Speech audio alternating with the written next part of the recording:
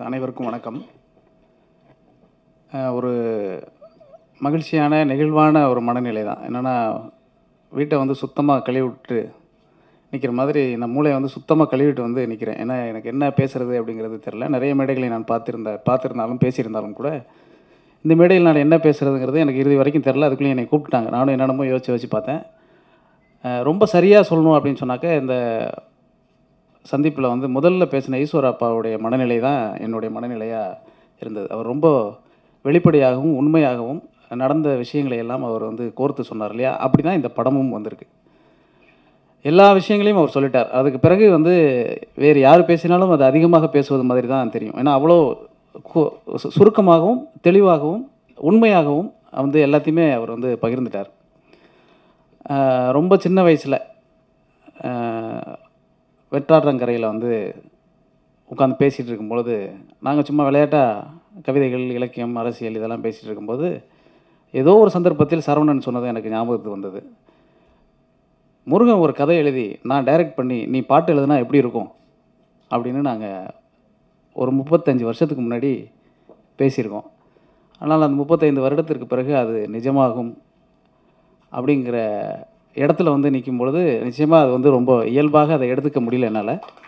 அது சாத்தியம்தான். அந்த நம்பிக்கை வந்து சாத்தியமாகும். அந்த நம்பிக்கை சாத்தியமாவதற்கு நான் பொறுத்திருந்தது, ராஜமுருகன் பொறுத்திருந்தது காரணம் இல்லை, சரவணன் பொறுத்திருந்தது ரொம்ப முக்கியமான காரணம். அவர் வந்து நான் பாடல் வெளியீட்டு விழாவிலே சொன்னேன், நான் இனிமேல் சரவணன் சார்னு கூப்பிடணும் அப்படிங்கிற இடத்துக்கு நீ வந்துடுவே அப்படின்னு நான் சொன்னேன். இப்பொழுது கூட எனக்கு அந்த மாதிரியான ஒரு மனநிலை தான் இருக்குது. இந்த படத்தில் வந்து பணியாற்றின தொழில்நுட்ப கலைஞர்கள் எல்லோரும் சொல்லுகிற பொழுது ஒவ்வொரு விஷயத்தை சொல்லிக்கிட்டே இருந்தாங்க. நிதானமாக அவர் வந்து வேலை வாங்கினார், நிதானமாக சொல்லிக் கொடுத்தாரு, நிதானமாக படம் பிடிச்சார் அப்படின்னு சொன்னாங்க. அந்த நிதானம் வந்து 20 வருஷம் ஆயிருக்கு. இந்த நிதானத்திற்கான பதிலாக இந்த படம் வந்திருக்கும். இந்த நிதானம் என்பது நேர்மையான நிதானம், சத்தியமான நிதானம், உண்மையான நிதானம், கலைக்கான நிதானம். அப்படி தான் நான் இந்த படத்தை பார்க்குறேன். ரொம்ப ஒரு உண்மையான ஒரு உண்மையை நான் இந்த மேடையில் சொல்கிறேன். இன்னமும் சரவணன் இந்த படத்தை எனக்கு காட்டவில்லை. நான் ஆனாலும் சொல்வேன், இந்த படம் தமிழ் சினிமாவில் மிக முக்கியமான ஒரு பட வரிசையில் நிச்சயமாக இது இடம் பிடிக்கும் அப்படிங்கிற நம்பிக்கை எனக்கு இருக்கிறது. நானும் எல்லோரையும் போல திரையரங்கில் சென்றுதான் இந்த படத்தை பார்க்க வேண்டும் என்கிற ஏக்கத்தோடும் ஆசையோடும் இருக்கிறேன். அப்புறம் இந்த படத்தை பற்றி சொன்னோம்னா நிறைய சொல்லிக்கிட்டே இருக்கலாம். இந்த படத்துடைய கதை தொடக்கம், சரவணனை பற்றி, ராஜமுருகனை பற்றி இப்படி நிறைய வந்து பகிர்ந்து கொள்வதற்கு எங்களுக்கு நிறைய இருக்கிறது. நிறைய இருந்தாலும் கூட இதற்கு எல்லாம் பக்கபலமாக இருந்தது வந்து ரொம்ப முக்கியமாக இந்த கதை படமாவதற்கான முதல் புள்ளியாக இருந்தது வந்து ஈஸ்வரப்பா தான். அவருக்கு தான் இந்த நேரத்தில் நான் என்னுடைய மொத்த நன்றியையும் தெரிவித்துக்கொள்ள ஆசைப்படுகிறேன். அவருக்கு எங்களுடைய முதல் நன்றி. அதுக்கப்புறம் இந்த படத்தில் நடித்த ரங்காவை பற்றி சொல்லணும். வந்து ஒரு அண்ணன் அவர் வந்து பேசக்கூடிய அன்பு மொழி வந்து அது வழக்கமான கொங்கு மண்டலத்துக்கே இருக்கக்கூடிய மொழி தான்னா கூட இயல்பாக வந்து என்னென்னா, ஒரு தொழிலில் இருக்கிறவர்கள் நடிக்காமல் இருந்தால், உண்மையாக இருந்தால் அவர்களுக்கு தொடர்ச்சியான வெற்றி கிடச்சிக்கிட்டே இருக்கும். அது மாதிரி அவர் ஒரு நடிக்க தெரியாத ஒருத்தரை கூட்டிகிட்டு வந்து நடிக்க வைக்கிறது இருக்கு இல்லையா? இனிமேல் யாரை பார்த்தாலும் நீ நல்லா நடிச்சிருக்கேன்னு அவர்கிட்ட சொன்னால் அவர் உண்மையாகவே அந்த தொழிலுக்கு அது எவ்வளோ தூரம் பயன்பெறும்னு தெரியல. ஒன்று அவர் நடிப்பை விடணும், இல்லைனா தொழிலை விடணும். நிச்சயமாக அவர் ரெண்டுலேயுமே வெற்றி அடையக்கூடிய இடத்தில் இருக்கிறார். அதனால் அவருக்கும் என்னுடைய நன்றி. அதே மாதிரி ஞானவேல் ராஜா பற்றி சொல்லணும். அவர் சம்பந்தப்பட்ட படங்களில் நான் நிறைய பணியாற்றிருக்கிறேன் என்றாலும் கூட அவரிடமிருந்து நான் இன்னும் ஊதியம் வாங்கக்கூடிய ஒருவனாக நான் மாறலை. அதை அவருக்கு வந்து குறிப்பாக நான் சொல்லிக்கொள்ள விரும்புகிறேன். ஆனாலும் ஒன்று, நான் சம்பந்தப்பட்ட அவர் வாங்கிய எல்லா படங்களிலும் அவர் மிகப்பெரிய லாபத்தை தான் சம்பாதித்திருக்கிறார் என்று வருமான வரித்துறையிலிருந்து கூட எனக்கு தகவல் வந்தது. அதையும் அவர் குறிப்பாக எடுத்துக்கணும். அதே மாதிரி இந்த படத்தினுடைய இசையமைப்பாளர், இந்த 80களில் இருக்கக்கூடிய இசை பற்றியெல்லாம் அவர் வந்து நிறைய சொல்லிகிட்டே இருந்தார். எனக்கு, ராஜமுருகனுக்கு, சரவணனுக்கு எல்லாருக்குமே இளையராஜா என்பது வந்து எனக்கு மட்டும் இல்லை, 80களில் பிறந்த 80களில் வளர்ந்த எல்லோருக்குமே இளையராஜா என்பது வந்து ஒரு மிகப்பெரிய ஒரு ஐடியாலஜியாகவே நமக்கு வந்து இசைக்கான ஒரு உருவமாக நம்ம அவரை பார்த்துக்கிட்டே இருப்போம். அப்படி தான் இந்த படம்.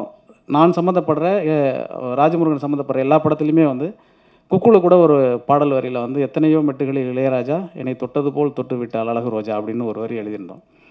அப்போ வந்து அது சந்தோஷ் நாராயணா அந்த படத்துக்கு இசை. அந்த வரியை எழுதிட்டு எனக்கு ஒரு சின்ன தயக்கம் இருந்தது. இன்னொரு இசையமைப்பாளருக்கு எழுதுகிற பொழுது ஏற்கனவே இருந்த சாதித்த ஒரு இசையமைப்பாளருடைய பெயரை பயன்படுத்துவதற்கு அவர்கள் முதல் சம்மதிக்கணும் இல்லையா? அப்படிங்கும் பொழுது இளையராஜாவை சம்மதிக்கவில்லை என்றால் அவர்கள் தமிழ்நாட்டில் இசையமைப்பாளர்களே இல்லை என்கிறது ஒரு விஷயம் இருந்தாலும் கூட எனக்கு அந்த தயக்கம் இருந்தது. ஆனால் சந்தோஷ் நாராயணன் ரொம்ப மலர்ச்சியோடு அதை வந்து ஏற்றுட்டு அந்த வரியை பயன்படுத்தினார். இந்த படத்துலையும் அதே மாரி நம்முடைய இயக்குனர் மாரிமுத்து சொன்னது மாதிரி நள்ளிரவில் வந்து ஒரு 6 கார்களில் பாட்டு கேட்டாங்கன்னு சொன்னாங்க. இதுலேயே அப்படியே அந்த வரியை நாங்கள் வந்து எழுதியிருக்கோம். நீங்கள் பார்த்தது மாதிரியே நான் ஒரு 100 காரில் பார்த்துருக்கேன். நள்ளிரவில் நம்மை இசை ஞானி மெட்டமெச்ச பாட்டா பொங்கி விளைஞ்சேன்னு இதில் ஒரு வரி எழுதியிருக்கோம். என்னென்னா, எங்கிருந்து எடுக்கிறோமோ அதற்கு நியாயம் செய்து விட வேண்டும், அவருடைய பெயரை சொல்லிவிட வேண்டும் என்கிற எண்ணத்தோடு செய்திருக்கிறோம். அதை வந்து ஷான் வந்து அதை ரொம்ப அற்புதமாக வந்து அது இசையமைச்சு கொடுத்தாரு. ஷானை பற்றி நான் இன்னொன்று சொல்லணும். இளையராஜாவை பற்றின நினைவுகளை மீட்டெடுப்பதற்கு அப்படியான ஒரு மென்மையான இசையை இந்த தலைமுறையில் தரக்கூடிய தகுதி வாய்ந்த இசையமைப்பாளர் என்று இந்த மேடையில் நான் ஷான் ரோல்டனை சொல்ல கடமைப்பட்டிருக்கிறேன். ஏன்னா இந்த படத்தோடைய பின்னணி இசையாக இருக்கட்டும் அல்லது பாடல்களாகட்டும், அதை நாங்கள் பணியாற்றுகிற பொழுதே நான் வந்து நிறைய சாதாரணமாக கேட்கும்போது ரொம்ப எளிமையாக இருக்கும். இளையராஜாவின் இசை என்பது எளிமையான இசை மாதிரி ஒரு தோற்றமாக இருக்குமே தவிர, அது ரொம்பவும் இசை நுட்பங்கள் சாய்ந்த அதிகமான சாகித்யங்களுடைய இசை என்பதை வந்து இசை வல்லுநர்களால் சொல்லப்பட்டிருக்கிறது. அந்த மாதிரி தான் வந்து ஷானுடைய ஒரு மெட்டு வரும்பொழுதே வந்து என்னென்னா, மெட்டு இயல்பிலேயே சில வார்த்தைகளை தாங்கிய ஒரு விஷயமா இருக்கும். ரொம்ப கவனமாக எழுத வேண்டியது என்னென்னா, இளையராஜாவுக்கு நான் பாட்டு எழுதுகிற பொழுதும் சரி, ஷானுக்கு பாட்டு எழுதுகிற பொழுதும் ரொம்ப கவனத்தோடு எழுதுவேன். என்ன காரணம்னா, அவர்கள் ஏற்கனவே பாடலாசிரியர்களாகவும் கவிஞராகவும் இருப்பாங்க. அவங்களுக்கு வரியை வைத்துத்தான் அவர்கள் மெட்டமைத்து கொடுத்துருப்பாங்க. ஏறக்குறைய அவர்கள் யோசித்ததில் ஒரு 10% நம்ம யோசித்தாலே அந்த பாடல் வந்து வெற்றி அடைஞ்சிருங்கிற அளவுக்கு அவருடைய மெட்டுகள் இருக்குது. தொடர்ச்சியாக அவருக்கு பணியாற்றுகிறது, அவரோடு பணியாற்றுவது என்பது ரொம்ப ஒரு நல்ல அனுபவமாக இருக்கிறது. அதே மாதிரி இந்த படத்தில் நடித்த ஏனைய நடிகர்கள், ஏனைய கலைஞர்கள், ரொம்ப குறிப்பாக விக்னேஷை பற்றியெல்லாம் சொல்லணும். அந்த படத்தில் இருக்கக்கூடிய பின்புலமாக இருக்கக்கூடிய எல்லா விஷயங்களையும் நான் சொல்வதை விடவும் சரவணன் சொல்வது தான் இன்னும் சிறப்பாக இருக்கும்னு நினைக்கிறேன். எப்படியோ என்னை வந்து தஞ்சாவூரிலிருந்து சரவணன் அழைத்து வரும்பொழுது என்கிட்ட ஒரு பொய் சொல்லி தான் என்னை கூட்டிகிட்டு வந்தான். நம்ம பிழைக்கிறதுக்கு என்ன பண்ணுறதுன்னு கேட்டேன். நாம் ஏன் பத்திரிகையாளர் ஆகக்கூடாதுன்னு சொல்லி தான் என்னை கூட்டிகிட்டு வந்தான். பத்திரிகையாளர் ஆகிறதுனா அவ்வளோ ஈஸியாக நான் கேட்டேன். இல்லை, நம்மலாம் வந்து ஒரு பத்திரிகையில் நமக்கு எப்படி வேலை கொடுப்பாங்க நான் கேட்டேன். அப்போ சொன்னால் நம்ம ஃப்ரீலான்ஸ் ரிப்போர்ட்டராக ஆயிடலாம் அப்படின்னு சொல்லி ஒரு 6 மாதம், அது அவனுக்கும் தெரியும் அது பொய்ன்னு, எனக்கும் அது பொய்ன்னு தெரியும். இருந்தாலும் ஏதோ ஒரு நம்பிக்கையில் நாங்கள் சென்னைக்கு கிளம்பி வந்தோம். பத்திரிகையாளராக வேண்டும் என்று நம்பி, பத்திரிகையாளராக வேண்டும் என்று விரும்பி வந்த நாங்கள் பத்திரிகையாளர் முன்னால் நின்று கொண்டிருக்கிறோம். மற்றவை எல்லாம் உங்கள் கையில். நன்றி, வணக்கம்.